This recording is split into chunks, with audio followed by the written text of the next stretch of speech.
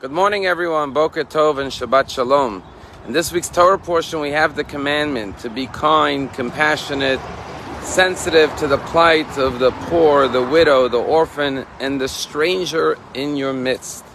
And the Torah says, don't be cruel to those who are oppressed, those who are on the peripheral of society, the underdogs, those who are downtrodden, who are weak in spirit. Why?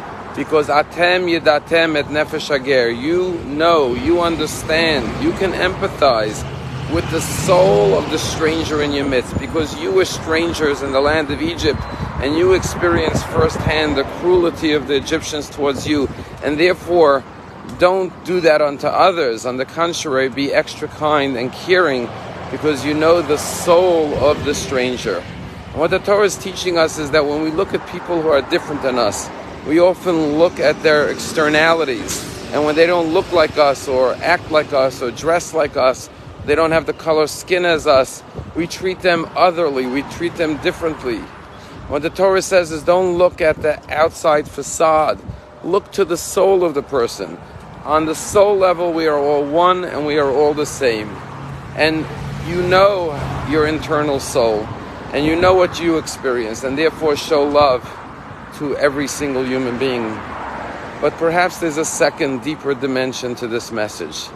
You know, the Torah is telling us is that not only the stranger who's different than you, but even the person who is just like you is also a stranger to you, because no two people are alike. We never know or truly understand who someone else really is. They may be part of our family, they may be part of our circle of friends, but do we really know the soul of another person?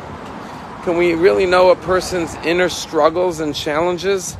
And therefore be extra kind and compassionate, because you never know who the person standing right next to you really is, because you know your own soul. Do others really know the inner turmoil or challenges you face every day? Just like no one necessarily really understands you, you don't understand others, and therefore treat every person kindly, because you never know what they're dealing with, what they're facing, what they're going through in their life. Last week, on February 2nd, 2 weeks ago, in Israel, on Friday actually, a 97-year-old Jew by the name of Shlomo Pearl passed away in Givatayim, surrounded by children and grandchildren. Shlomo Pearl was a little boy. He was only a young boy at the age of 19. He was born in 1925, and in 1933 he was 8 years old when the Nazis began their laws in Germany, and he was kicked out of his school because he was Jewish. In 1936, his parents decided to move to Lodz, Poland. But then, in 1939, the war broke out. He was 14 years old at the time. And when the war broke out, his parents decided to send him to Russia to escape the Nazis. And they sent him to an orphanage where he was separated from his older brother and sister. He spent 2 years in this orphanage from 1939 to 1941.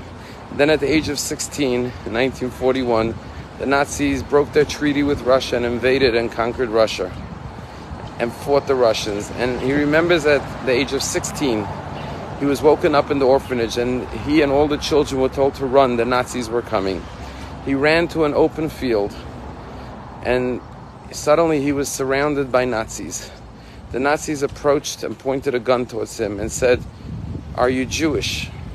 And he says before his parents sent him off to the orphanage in Russia, his father's last words to him were, "Always remember, Shlomo, that you are a Jew."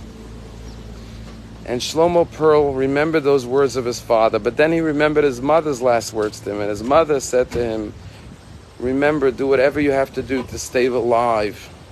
And as the Nazi pointed the barrel of the gun towards him and said, "Are you a Jew?" he remembered his father's last words, "Always remember and remain a Jew." And he remembered his mother's last words, which said to him, "Stay alive." Zos Leben in Yiddish. And so, remembering both of his parents' words, he had to choose. And finally he looked at the Nazi and he said, "No, I'm German." And the miracle was that the Nazi believed him.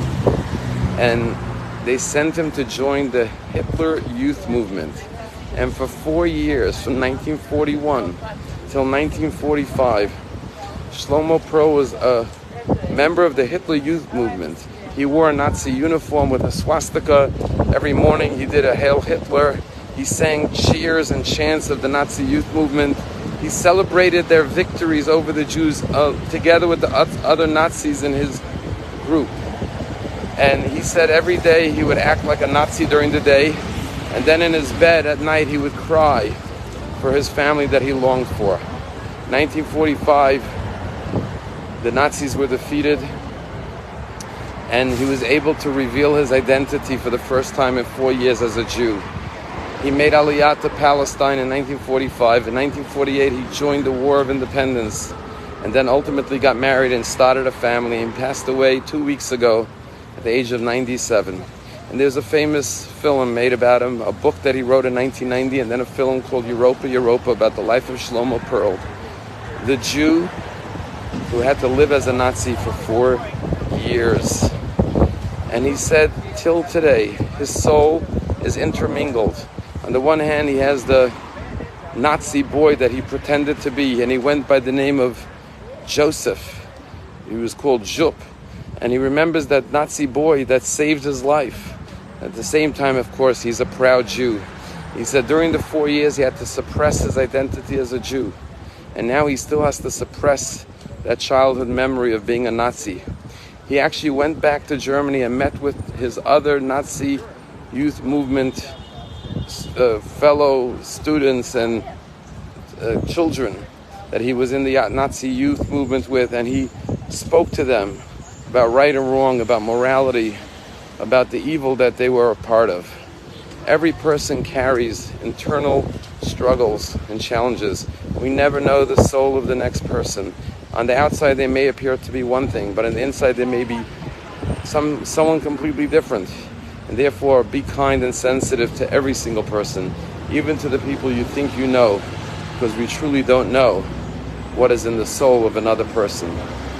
Have a wonderful Shabbat.